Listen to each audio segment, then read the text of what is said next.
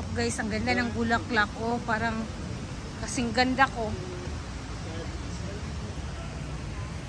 Ang init. Hindi ako nakadala ng antipara. Ayan oh.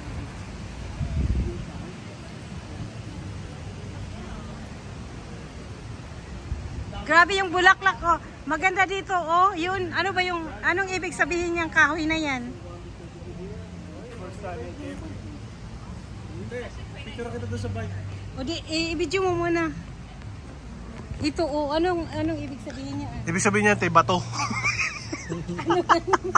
Ano nga, uy, meron pa sa taas. Ano yan, te? Design nila yan. Pag pasok ka sa gitna niya, mag-ano ka, time travel. Pero may meaning yung mga doon. Time travel nga yan, te. Diyan ka, te. Sukatin natin kung gaano ka kataas sa bike. Oh, mataas ko din ako sa bike. Wow, ang cute. Oh, ang gaganda talaga ng mga bulaklak dito, guys. Parang kasing ganda ko din. Ayun lang. Malabo yata sa katotohanan. Pwede ba sakyan natin to? Don't touch everything that... May camera. Ay, may kantahan pala dito. Ate, dine-in ng restaurant. Private na lang. Kaya kailangan mo magpapala bago. Doon, oh, doon sa taas.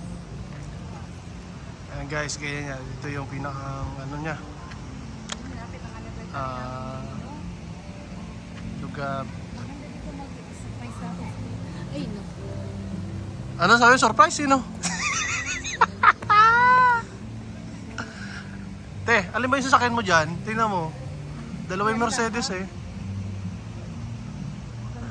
Ayun, yung mga Power Ranger natin, oh, nagkakasundo.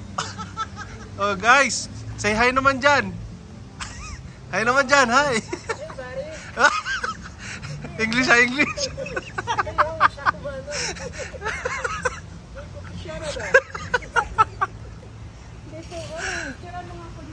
Oh, i-post ko na to.